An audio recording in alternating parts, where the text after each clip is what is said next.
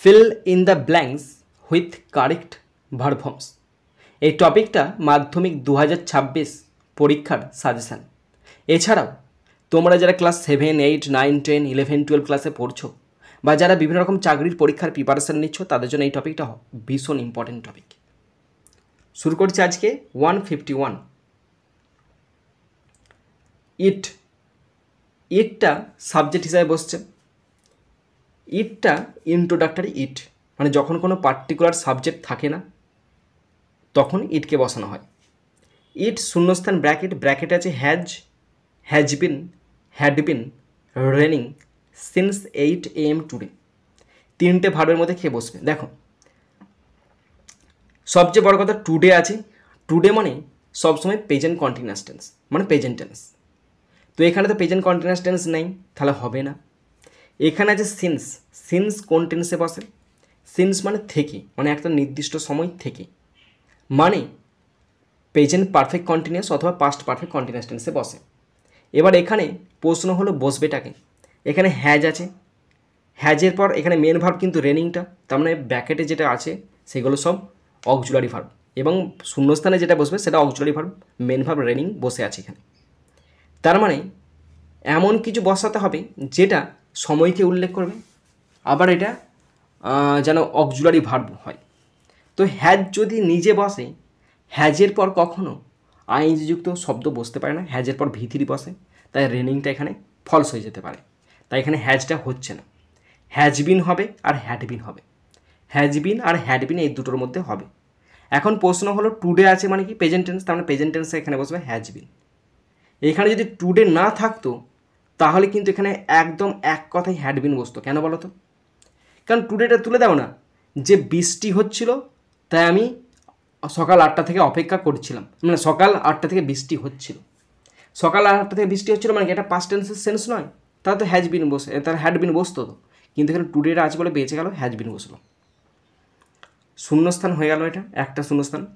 দ্বিতীয়বার যে ইট শূন্যস্থান ব্র্যাকেটে is becoming, becomes, became difficult to go to school. এখন শূন্যস্থানে যে কটা আছে সে কটাই কিন্তু বসতে পারবে। এদের তিনটেই কিন্তু বসার যোগ্য, কিন্তু তার মধ্যে আমাদের বেছে নিতে হবে কোনটা অ্যাপ্রোপ্রিয়েট, কে চাকরি পাওয়ার যোগ্য। তাহলে ইজ বিকামিং এটাও হবে। ইজ বিকামিংটা প্রেজেন্ট কন্টিনিউয়াস টেন্স আছে, এটা হবে কেন জানো তো? কারণ বৃষ্টি হচ্ছে, তারপর পরিস্থিতিটা ধীরে ধীরে ধীরে ধীরে খারাপ হচ্ছে, মানে পরিস্থিতিটা খারাপ হতে চলছে, একটা নির্দিষ্টভাবে খারাপ হচ্ছে, মানে পরিস্থিতি সেই সময় খারাপ হইতেছে, হতে পারে। বিকামস মানে কি? বিকামস মানে পরিস্থিতি হয় খারাপ, বিকামসটার চান্স খুবই কম। কেন বলো তো? মানে প্রেজেন্ট টেন্স বসে যে কাজগুলো সাধারণত ঘটে, প্রতিনিয়ত চিরন্তন ঘটে, তখন সিম্পল প্রেজেন্ট টেন্স বসে। কিন্তু আমাকে বলো বৃষ্টি হলে তো পরিস্থিতি খারাপ হয়, তার মানে এখানেও হতে পারে ইট বিকামস, মানে ধীরে ধীরে পরিস্থিতি খারাপ হয়েছে, পরিস্থিতি খারাপ হয়ে গেছে, মানে হচ্ছে, এরকম প্রেজেন্ট টেন্সের মানে হবে। আর বিকেম মানে কি পরিস্থিতি খারাপ হয়েছিল না, বিকেমটা হবে না। কেন বলো তো? এর পেছনে দুটো কারণ আছে। প্রথম কারণ হচ্ছে এটা প্রেজেন্ট টেন্সের সেন্সকে উল্লেখ করেছে, তাই এটা হচ্ছে না।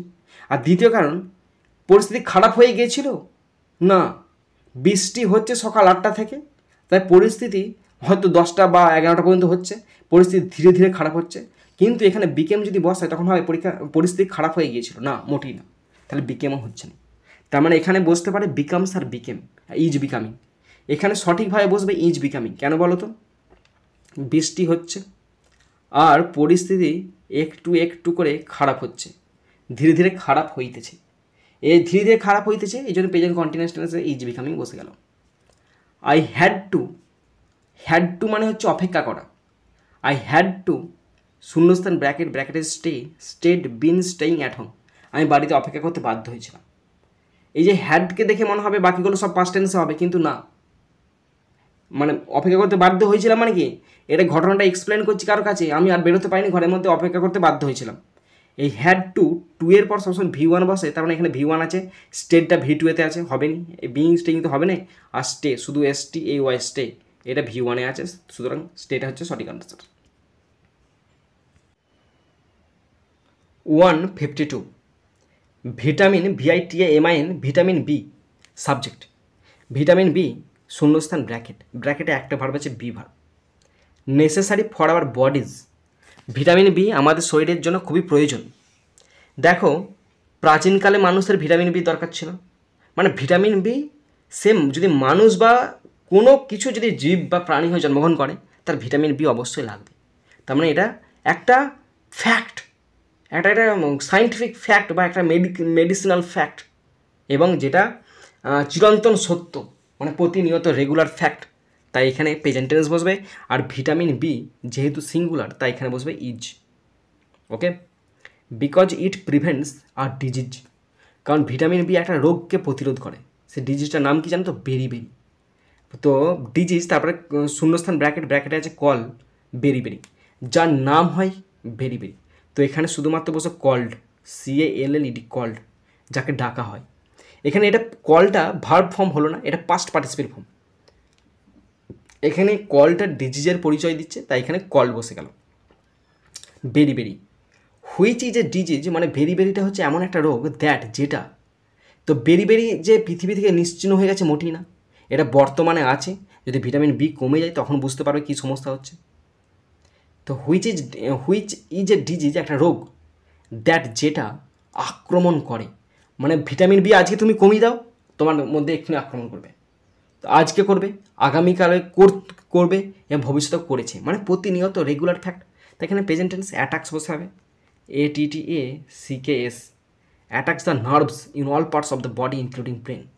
শরীরের প্রত্যেকটা নার্ভ সিস্টেম খারাপ হয়ে যাবে, এমনকি মস্তিষ্কের ব্রেন সিস্টেম, নার্ভ সিস্টেম খারাপ হয়ে পড়বে, অচল হয়ে যাবে।